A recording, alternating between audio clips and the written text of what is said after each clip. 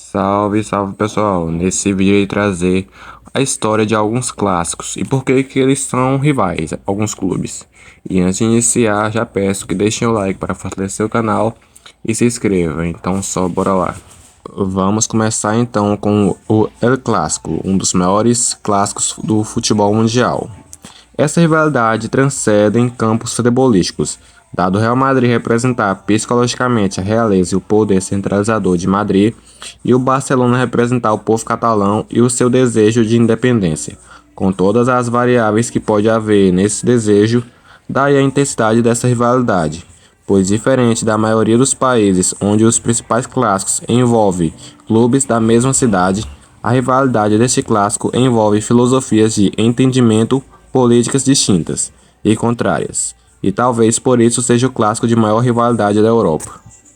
Segundo algumas interpretações, o ditador Francisco Franco tolerava as manifestações pró-Catalunha nas partidas do Barcelona, onde costuma ser cantado o hino da Catalunha e desfraldadas diversas bandeiras catalãs, pois seria mais fácil controlar os manifestantes reunidos em um estádio de futebol do que espalhados pelas ruas. As animosidades, entretanto, só se incendiaram após Alfredo Di Stéfano, contratado em 1953 pelo Barcelona, assinar polemicamente com o Real Madrid. E a primeira partida entre Barcelona e Real Madrid foi disputada no dia 13 de maio de 1902, nas semifinais da antiga Copa de la Coronación, precedente da atual Copa do Rei, e o Barcelona venceu este jogo por 3-1. Em 1968, após vitória do Barcelona por 1-0 no Santiago Bernabéu em uma final de Copa, tendo havido reclamações por um possível pênalti não assinalado a favor do Real Madrid, o público madrista atirou garrafas e diversos objetos ao gramado, causando tanto tumulto que desde então foram proibidos vendas de garrafas nos estádios espanhóis. Pouco mais de 30 anos depois, foi a vez da torcida do Barcelona atirar objetos para o campo. O motivo era a presença de Luís Figo no Camp Nou. O português, quando jogador do Barcelona, tornara-se um ídolo para os torcedores, que passarão a detestá-lo quando ele se transferiu para o arquival em 2000. Entre os objetos encontrou-se até a cabeça de um porco. Agora partindo para o futebol sul-americano, especificamente na Argentina, há um clássico designado como um dos maiores clássicos mundial. Este clássico já acumulou histórias, conflitos e rixas ao longo dos últimos 110 anos. Estamos falando dele, o clássico disputado entre o River Plate e o Boca Juniors. Ambos os times nasceram no bairro de La Boca, na cidade de Buenos Aires, na Argentina. O River Plate foi fundado no dia 25 de maio de 1901, resultado da fusão entre os times La Rosales e Santa Rosa. Seu nome, criado por um dos fundadores do time, o argentino Pedro Martínez, teria sido inspirado por um caixote com a mesma designação encontrado junto ao porto de Buenos Aires. Já o Boca Juniors, nascido no dia 3 de abril de 1905, foi fundado por 5 jovens imigrantes italianos.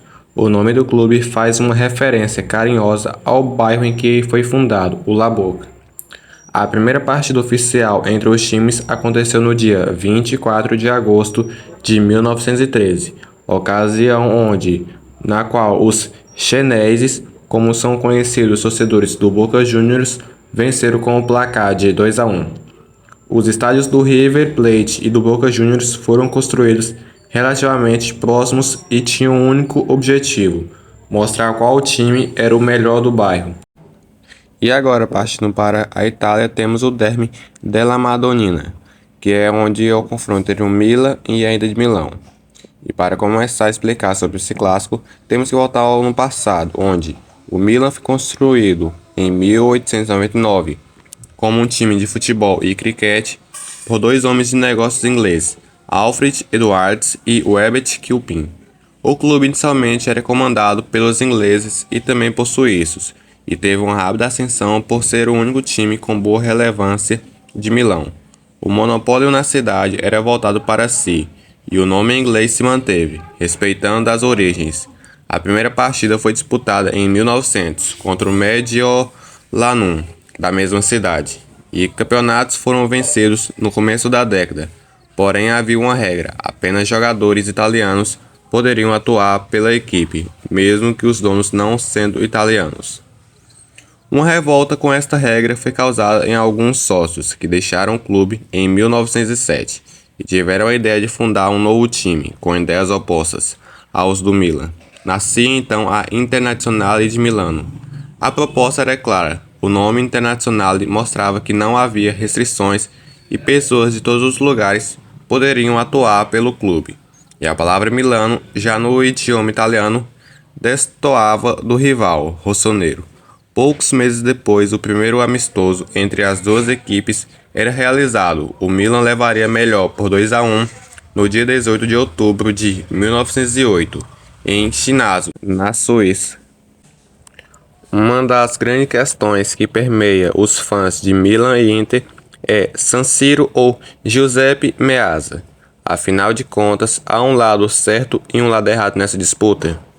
O estádio San Siro foi construído entre 1925 e 1926 pelo ex-presidente do Milan, Piero Pirelli, e levava este nome devido à localidade nos arredores do bairro de San Siro. Porém, o pertencimento do estádio era também da prefeitura de Milão, e a Inter não teve motivos para se sentir acuada com o San Siro. Pelo contrário, logo no jogo de abertura, o Derby della Madonnina configurou um 8-1 para os Nerazzurri, mesmo com visitantes no dia 19 de setembro de 1926.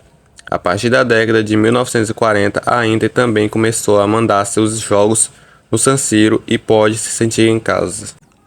Em 1980, devido à morte do ídolo da Benemata e que jogou também pelo rossonero Giuseppe Meazza, a prefeitura decidiu rebatizar o San Siro para estádio Giuseppe Meazza, por ser mais identificado com a Inter. A nomeação ficou mais querida por alguns torcedores da Nerazzurra, enquanto o nome San Siro ficou para os milanenses. Não há, porém, uma regra quanto a isso. Torcedores dos dois times chamam pelos dois nomes. Inclusive, a família de Meazza se sentiu desprivilegiada ao ver torcedores da Inter chamando o estádio por San Siro e não pelo nome do ex-jogador. E para agitar mais ainda esse derby, teve alguns jogadores que defenderam os dois rivais, que causaram muita polêmica, mas a prática se tornou algo comum de muitos atletas. Zlatan Ibrahimovic, ídolo do Milan, jogou pela Inter de Milão em sua segunda aventura no futebol italiano. Christian Vieri fez um caminho parecido, mas teve mais destaque na Inter e fez grandes atuações entre 1999 e 2005, não repetindo o mesmo nível do rival. Giuseppe Meazza, Edgar Davids, Clarence Seedorf, Roberto Baggio, Andrea Pirlo, Aldo Serena, Hernan Crespo, Mário Balotelli, Patrick Vieira e os brasileiros Ronaldo e Mancini estão entre os outros jogadores que atuaram pelos dois times. Hakan Çalhanoğlu, hoje na Inter, causou grande polêmica ao pular o muro de Milão e também está na lista.